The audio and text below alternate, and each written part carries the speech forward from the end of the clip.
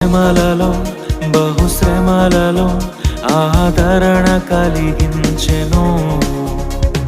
వాక్యమే కృపా వాక్యమే నన్ను వీడని అనుబంధమై, శ్రమలలో బహుశ్రమలలో ఆదరణ కలిగించెను.